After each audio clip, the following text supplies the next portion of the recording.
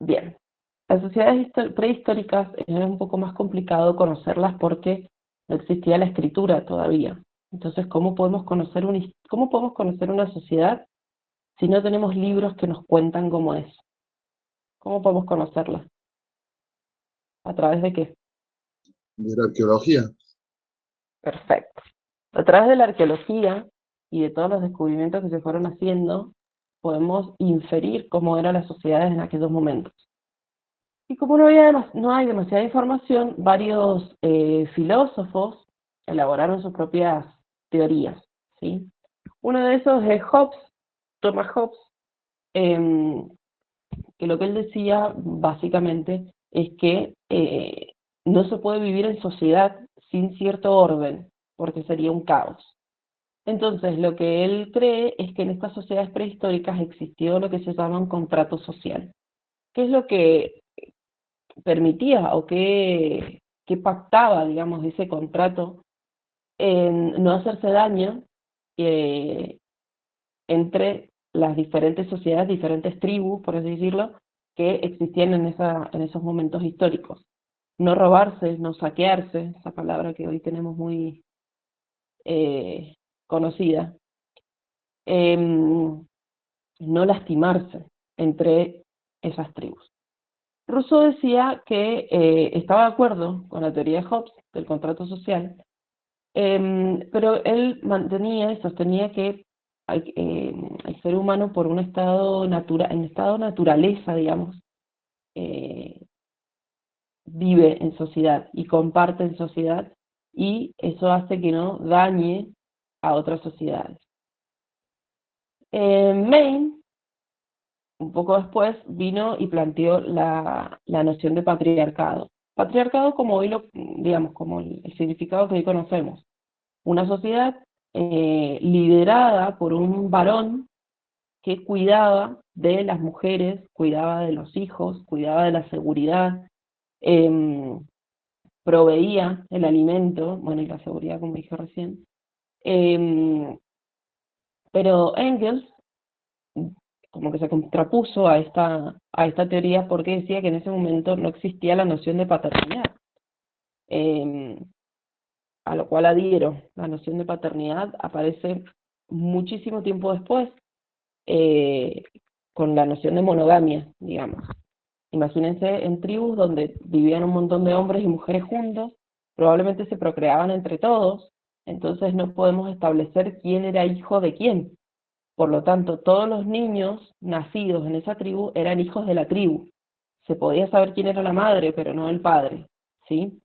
Entonces lo que plantea Engels es que no existía un patriarcado, sino un clan, donde justamente cada clan, cada familia, por así decirlo, que eran clanes de muchas personas, em, cumplían los mismos roles que los filósofos anteriores.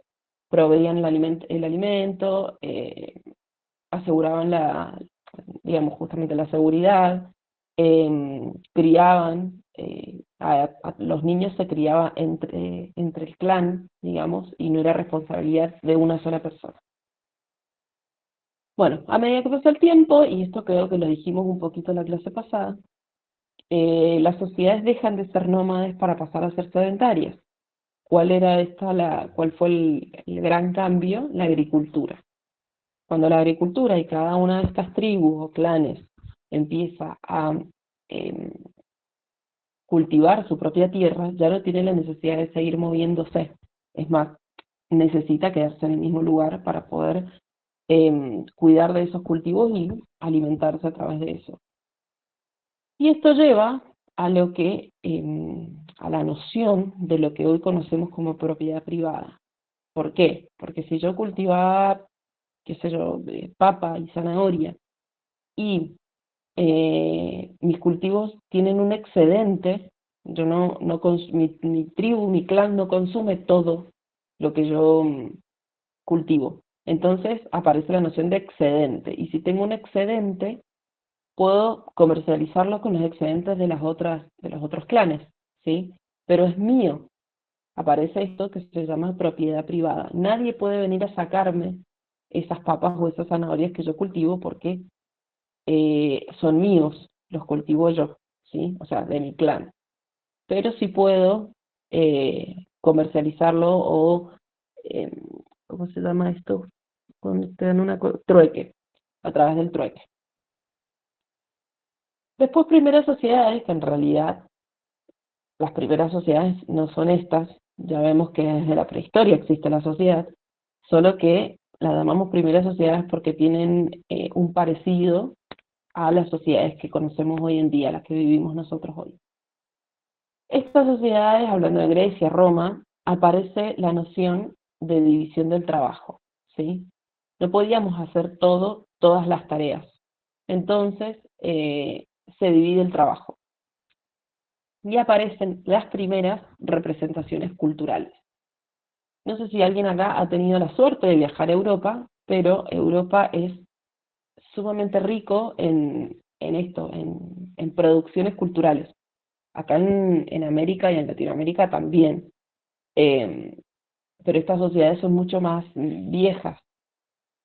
Cuando hablo de representaciones culturales, estoy hablando em, de la escritura, de las poesías, de esculturas, cuadros, ¿sí? Todo lo que nosotros hoy, aún hoy, la sociedad y el mundo conserva de esa época.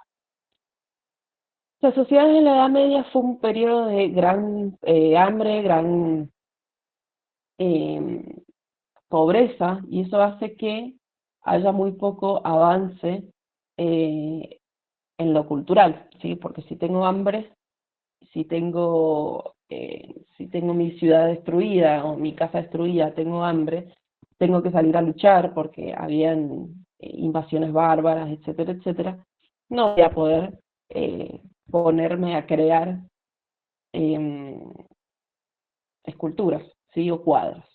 Y en la sociedad feudal pasó más o menos lo mismo. Las sociedades feudales, por si no se acuerdan, en realidad esto lo vieron todo en la escuela, el sistema feudal era donde estaba el señor feudal, que era un terrateniente que tenía un castillo, y bajo su cuidado tenía un montón un terreno muy muy grande que le pertenecía. La gran casa era el castillo, pero dentro de su propiedad existían un montón de otras casitas, y estas casitas eran ocupadas por los obreros, digamos, artesanos, personas que cultivaban la tierra, y el señor feudal les proporcionaba protección a cambio de un tributo, ¿sí? Es decir, estos artesanos le daban comida, les daban, qué sé yo, los carpinteros le daban muebles, los herreros le daban armas, etcétera, etcétera, a cambio de ese cuidado. Ese era el sistema feudal. También fue un periodo marcado por una jerarquía muy rígida, todos le respondían a un superior, ¿sí? El que estaba abajo de todo era el campesino y el obrero, em, que justamente era el que creaba, pero bueno, es el que estaba abajo de todo, y bien, bien, bien arriba estaba el rey. Esto también hizo que no hubiera, perdón, mucho avance cultural. Cambia totalmente en el periodo de la Ilustración, donde hay una explosión de conocimiento científico, conocimiento técnico, de las letras también, em, y muchos de digamos, hoy en día el arte, mucho del arte que conocemos, también se dio en esa época. La revolución industrial, lo que provoca la revolución industrial, bueno, es cuando aparece la máquina a vapor, las fábricas, etcétera. Paso muy rápido porque supongo que todo esto ya lo saben y es medio aburrido, ¿no? Lo importante de la revolución industrial es que aparece una nueva clase social. Todas las personas que trabajaban en esas fábricas, que eran obreros, y recibían un salario a cambio de su trabajo, forman una nueva clase social que aún hoy sigue estando, que es el proletariado o es la clase media que conocemos nosotros. ¿Esto por qué es tan importante a nivel social, el impacto social? Porque al haber una nueva clase social, vienen a haber nuevas formas de relacionarse, ¿sí? Antes estaba el rico y el esclavo. ¿sí? Estaba el poderoso, el señor feudal y el esclavo que lo tenía que servir. Ahora hay nuevas formas de relacionarme, porque si bien tengo un jefe que vendría a ser el rico, el poderoso, em, ya no trabajo yo por su cuidado, trabajo para un salario, y mi salario me permite a mí acceder a ciertos bienes y ciertos servicios que quizás antes no podía, o dependía de la bondad del señor feudal. Ahora yo puedo valerme por mi propio salario, mi propio sueldo. Hoy en día eso sigue existiendo, ¿sí? Todos los que trabajamos es más o menos así, brindamos un servicio o un producto a cambio de un bien material, de dinero, y eso nos permite acceder a otros bienes y a otros servicios. Y por último, y acá me detengo un poco, es en el siglo XX la sociedad actual. A ver si después... Bien. En la sociedad, cuando hablamos de sociedad actual, estamos hablando de la sociedad que todos nosotros conocemos, que tiene un bagaje histórico importante también. Es una época, ha sido, a partir del siglo XX, digamos, han habido muchos avances tecnológicos, muchos avances culturales, pero también han habido muchas situaciones bélicas, guerras mundiales, dictaduras, pandemias, digamos, han habido situaciones también muy que nos han marcado.